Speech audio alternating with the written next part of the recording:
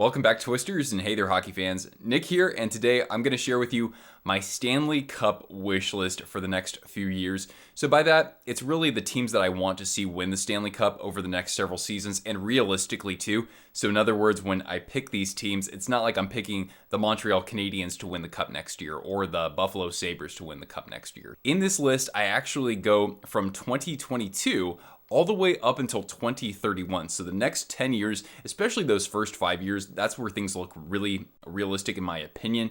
But after that, it's looking at some teams who I do sort of root for, a couple of underdogs out there, and you're gonna see a lot of teams win their first Stanley Cup here. So in the comments below, I'd be curious to know you guys. So pick a team in 2022 and do this for the next 5 years. Who do you want to see win the Stanley Cup? And first of all, be realistic. And second of all, only choose a team one time. And certainly it could be your favorite team out there too. That is totally fine. For anybody new to the channel, if you enjoy all things hockey analysis, history, and culture, definitely hit the red subscribe button down below and join our growing hockey community here. And if you haven't already, check out my 5 playoff matchups that I want to see in 2022. I have a video on that, and I'll link you in the description down below. So we'll start with 2022, and as a lot of you out there know, the team that I want to win the Stanley Cup is the Florida Panthers, and I think it's very realistic given the season that they've had, given their roster. But of course, the main reason why I want it to be the Panthers in this year is because of San Jose Sharks legend Jumbo Joe Thornton. This really is his final ride. I've watched him out there, and certainly he's on his last legs. So there would be nothing sweeter than a sort of Ray Bourque-like moment at the end of this year's playoffs, with Alexander Barkov handing the cup immediately to Joe Thornton. And that would certainly produce one of the most special moments, not only for Thornton and Panthers fans, but also Sharks fans, people who've been watching hockey for a long time. So really am hoping for that. The Panthers are a team I've been cheering for the last 4 years, kind of like a secondary or tertiary team. I've always been really excited by the type of hockey that they play. Jumbo Joe, oh man, just watching him raise the cup potentially, even if it's not in Sharks teal, man, I really would probably cry. And so I kind of want that to happen, to be honest. Now for next season, so 2023, the team that I want to see win the Stanley Cup is the Minnesota Wild. A lot of you out there know that my favorite football team is the Vikings, and so I do have a soft spot for Minnesota sports, and there really has been a large title drought between like the big 4 sports out there, right? MLB, NFL, NBA, and NHL, of course, also MLS. But anyway, the Twin Cities has not seen a pro sports championship in those sports since the Minnesota Twins of 1991. So I would especially like to see them put an end to that drought. Although, hopefully earlier on in 2023, it's the Minnesota Vikings winning their first Super Bowl, then the Wild in June for their first Stanley Cup. That would be terrific. The U.S. state of hockey, of course. Now, they do have a great roster, and I think they find themselves in a bit of a cup contention window with the likes of Kirill Kaprizov, Matt Zuccarello. Kevin Fiala would have to be extended in the offseason. They have some good veteran defensemen out there like Matt Dumba and Jared Spurgeon, of course, as well.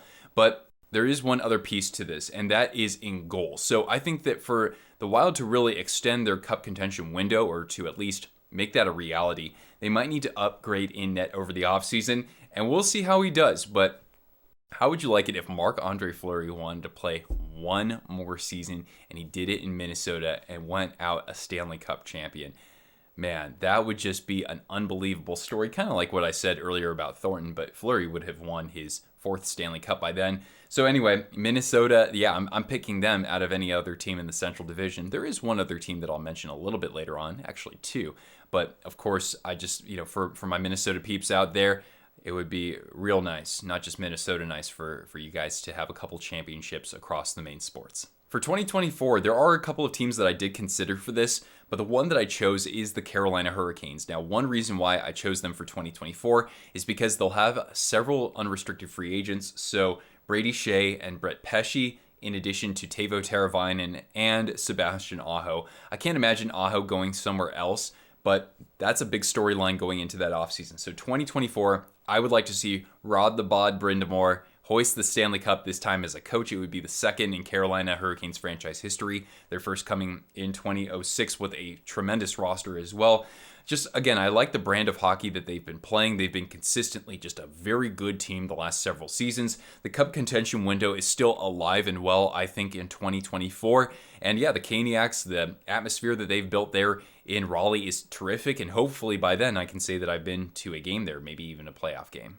For 2025, I'm not sure if this team will be still contending for the Cup, but it is a very important year for them, and that is the Washington Capitals. For several seasons, I certainly have been a fan of watching the Capitals. A couple of reasons, because they really do have some of my favorite players that are not on my favorite team, and you can see right there, I've got Alex Ovechkin hoisting the Stanley Cup in 2018. TJ Oshie is my favorite player, not on my favorite team. I still am a fan of Kuznetsov as well. And when you look at the pending UFAs in 2025, you have Nicholas Backstrom, Yevgeny Kuznetsov, and also TJ Oshie. So they got to get it done somewhere between now and 2025. Ovechkin will still be part of the team as well, but one thing that is really important here when I choose the Capitals is that even if Ovi plays until 2027, I think that's when his contract is up, I really do want to see him ride off into the sunset. And when you think about it, 3 years from now, he will have likely, or very possibly, passed Wayne Gretzky for the all-time mark for NHL career goals scored. So what a great way to sort of end things. 2025, Ovi hoists the cup. Maybe he retires after that. And those other players I mentioned as well could retire, or at least conclude their time with the Capitals with another Stanley Cup. So I think that would be very special. For 2026, I chose another team who is in the middle of a cup contention window. And by 2026, they still might actually have that going on, even though one of their key players could be on the move somewhere else. So I'm talking about the Colorado Avalanche. Certainly a very exciting team to watch the last few seasons, with the likes of Nathan MacKinnon and Cale Makar especially. And then, of course, you also have Gabe Landeskog. Now, Mikko Rantanen will actually be a free agent, I think, in 2025. So that's kind of the caveat here, but I still think that they'll have a good core group of players. Maybe Bowen Byram is part of that as well. And yeah, I've really enjoyed watching the Avalanche develop over the past few seasons. And so hopefully, yeah, they could actually win their third Stanley Cup within a few years from now, even if they don't do it this year. Now we get to the latter 5 years of my video. So this is where I am doing a lot more guesswork, but I think it becomes more realistic that 5 years down the road, we see some teams who are struggling right now actually getting over the hump and hopefully winning a Stanley Cup, and I think in many of these cases, the first in their franchise's history. So 2027, the year of the Sharks. So this is going to be the final season for Logan Couture. He would still have Tomas Hertl on his team. Erik Karlsson is in the last year of his deal that year. And Timo Meier, even though he's a restricted free agent in 2023, I think the Sharks will have to find a way to extend him based on how he's playing right now. And right then and there, he'd only be, I think, about 30 years old, so he'd still be very good. Anyway, I could just talk ad nauseum about the potential of the Sharks winning the Stanley Cup. I think it becomes more realistic for them to be at least a respectable team out there 5 years from now, given that some of those prospects in their system will have developed. So I'm talking about Thomas Bordala. Right now he's going to play in the Frozen Four, albeit against another prospect of ours, goaltender Magnus Krona. In addition, you have Tristan Robbins, who's just lighting it up in the WHL this year. Ozzy Weisblatt, also in the WHL. Maybe Ryan Merkley, who's been playing a number of games for the Sharks this season and has some flashes of brilliance. Daniil Gushchin is another name that I'll throw out there as well. So 2027, just before I turn 40 years old, man, I would love nothing more. Logan Couture races the cup, rides off into the sunset, finishes his career 38 years old at that time. It'd be really nice given that he's just taken such a beating throughout his career with all the pucks and all the sticks that have, messed up his teeth and his jaw and everything. So anyway, this would be the perfect way for him to cap off his career. One of the best playoff performers of this era. Do not forget that. For 2028, I chose another franchise that is starving for a Stanley Cup and is nowhere near the playoff picture right now. But 6 years from now, maybe even 3 years from now, they could be pretty good. And that is the Buffalo Sabres. Definitely a team that I have a soft spot for,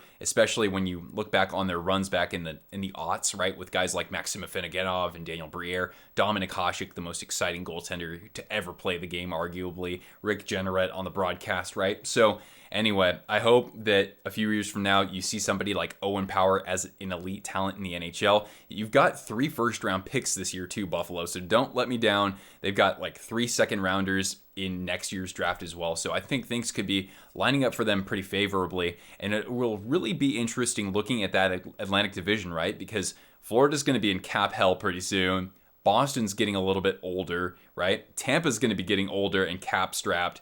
Toronto, they might be able to, stay the course for a few years, but you'll have teams like Montreal. I mean, look at all those draft picks they just acquired, and you look at, of course, the Detroit Red Wings. You already see it with guys like, of course, Lucas Raymond and Moritz Seider, Big Mo Seider out there. So who knows, maybe the Sabres will be a team challenging for division titles in 2028. Oh yeah, there's also another team that I'll talk about in just a little bit from that division. For 2029, and again, this is another team that has a absolute boatload of draft picks in the next couple of seasons.